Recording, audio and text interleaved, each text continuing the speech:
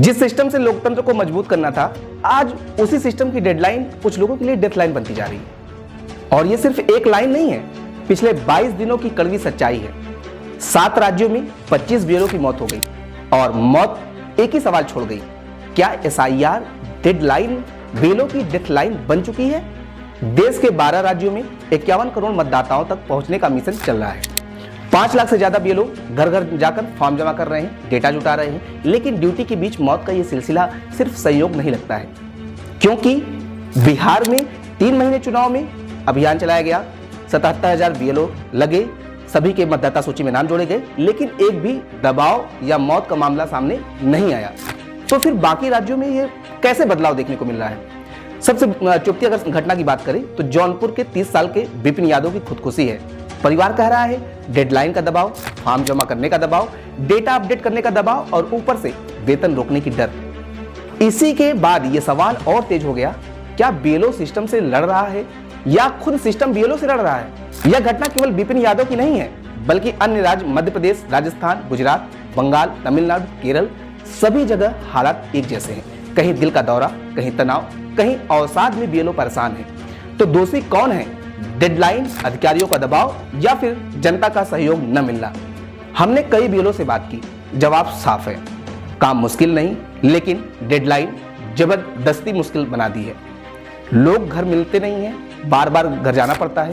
कई बीएलओ ने तो यहाँ तक कहा कि जब हम घर जाते हैं तो लोग तरह तरह के बहाने बताते हैं। कोई कहता है हम खेत में हैं, कोई कहता है हम अपनी जॉब में आए हैं, कोई कहता है हम ससुराल गए हुए हैं, और तो कई ऐसे चौंकाने वाले जवाब होते हैं जिस पर भरोसा करना भी मुश्किल है। लेकिन सबसे बड़ा सवाल यही है कि आखिर में लोग डेटा देने में आनाकानी क्यों कर रहे हैं? बीएलओ तो सिर्फ अपना काम कर रहे हैं और लोगों से डेटा उन्हीं के लिए मांग रहे हैं, लेकिन अगर काम न पूरा हो तो बीएलओ को नोटिस दी जाती है, चेतावनी मिलती है और वेतन रोकने की धमकी भी दी जाती है। यानी बीएलओ का दुश्मन एसआईआर नहीं, एसआईआर की स्पीड है। और अब इसके बीच में राजनीति भी कूद गई है, क्योंकि हर मुद्दे पर राजनीतिक पार्टियां कूदती जरूर है। अब सुनिए समाजवादी पार्टी के राष्ट्रीय प्रवक्ता राजकुमार भाटी ने क्या कहा। नहीं, ये है तो बवाल ही, इसकी कोई ज़रूरत नहीं थी। जिस तरह से कि चुनाव आयोग इसे करा रहा है, चुनाव आयोग आजकल लोकतंत्र के लिए काम ना करने के बजाय एक पार्टी विशेष के लिए, भारतीय जनता पार्टी के लिए काम कर रहा है, और जो पार्टी की ओर से इशारा हो जाता है वो प्रक्रिया वो शुरू कर देता है। लेकिन करा भी रहे हैं, तो हमारा कहना ये है, शुरू के दिन से हमारी मांग ये है कि इतनी जल्दबाजी में इसे कराने की क्या ज़रूरत है? जिस प्रक्रिया को आप नाम दे रहे हो विशेष गहन पुनरीक्षण, इसमें ना कुछ विशेष है ना कुछ गहन है। इतनी जल्दबाजी में करा रहे हैं। 30 दिन का समय कुल दिया है, 4 नवंबर से 4 दिसंबर तक सब लोगों को फार्म भर के जमा करने हैं। तो उस आपाधापी में बहुत सारी गलतियां हो रही हैं। और ये जो बीएलओ के ऊपर दबाव है, बीएलओ अपना काम कर रहे हैं, मेहनत से कर रहे हैं, लेकिन बीएलओ को ना तो मतदाता सहयोग कर रहे हैं, मतदाता मिलते नहीं हैं, उन्हें धमकाते हैं, उधर अधिकारी धमकाते हैं रात को उन्हें। और ये जो खेल बीजेपी खेलना चाहती है कि कुछ अपने फर्जी वोट बनवा लिए जाएं और विपक्ष के वोट कटवा दिए जाएं, उस दबाव में भी बीएलओ हैं। घुसपैठियों को हटाने की ही घुसपैठिया का इससे एसआईआर से कोई लेना देना नहीं है। ये मतदाता सूची के पुनरीक्षण की प्रक्रिया है, इसका घुसपैठिया से कोई, ये फर्जी बातें बीजेपी कर रही है। वो एसआईआर का मतलब घुसपैठिया और घुसपैठिया का मतलब मुसलमान, वो केवल सांप्रदायिकता फैलाने के लिए कर रहे हैं। घुसपैठिया से इसका कोई मतलब नहीं। असल आप किसको मानते हैं? ये जो डेडलाइन है वो डेडलाइन क्यों बदलती जा रही है? बढ़नी चाहिए, हमारी मांग है कि बढ़नी चाहिए। काम पूरा नहीं हो पाया, अभी 70% काम भी पूरा नहीं हो पाया। लेकिन बड़ी बात, ये लड़ाई बीएलओ की नहीं है, ये जिम्मेदारी सबकी है।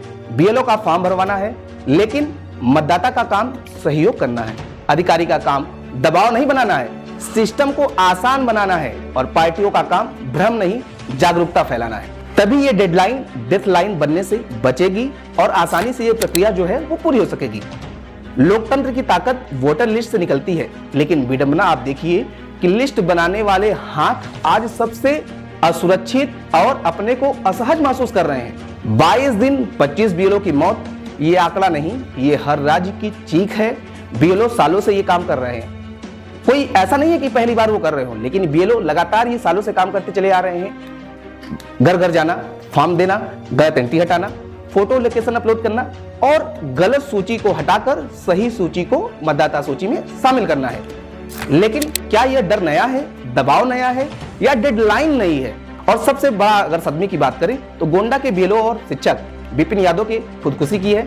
परिवार अगर बात करें तो आरोप लगा रहा है कि डेडलाइन का दबाव था, बार बार कॉल आती थी, रात रात भर उनको जगना पड़ता था, रात रात भर वो गांव-गांव में घूमते थे, लेकिन इसके बावजूद भी वेतन रोकने की बात कही गई, जिस कारण वो परेशान होकर इतना बड़ा कदम उठा लिया। तो ये सिर्फ एक घटना नहीं है, ये पूरा ढांचा हिलाने वाला सवाल है।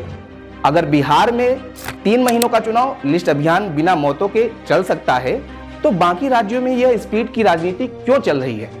क्या वास्तविकता यह है कि एसआईआर की स्पीड सिस्टम से नहीं, जमीन की सच्चाई से टकरा रही है?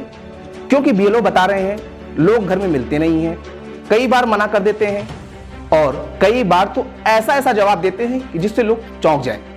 कई बार दरवाजा खटखटाने पर वो कई बार निकलते ही नहीं है। ऊपर से डेडलाइन जरूरी है का दबाव बीएलओ के सर पर दिख रहा है। यानी संघर्ष पूरा किसका है? बीएलओ, और बीएलओ अकेला ये संघर्ष झेल रहा है। तो सवाल सिर्फ इतना नहीं कि बीएलओ क्यों मर रहे हैं, सवाल यह भी है कि क्या हमने कभी सोचा उनका दिन कैसा बीतता है? गांव-गांव जाना, फाइल लेकर इकट्ठा करना, लोगों को समझाना, अफसरों के कॉल को सहना, उनकी डांट को सुनना, उसके बाद वेतन रुकने की दबाव झेलना, ये जिम्मेदारी केवल एक बीएलओ की नहीं है, ये जिम्मेदारी बीएलओ के साथ साथ मतदाता की भी है, अफसर की भी है और हम सब की है कि इस जिम्मेदारी को हम निभाएं और जो बीएलओ परेशान हताश हो रहे हैं उनके इस काम में सहयोग करें।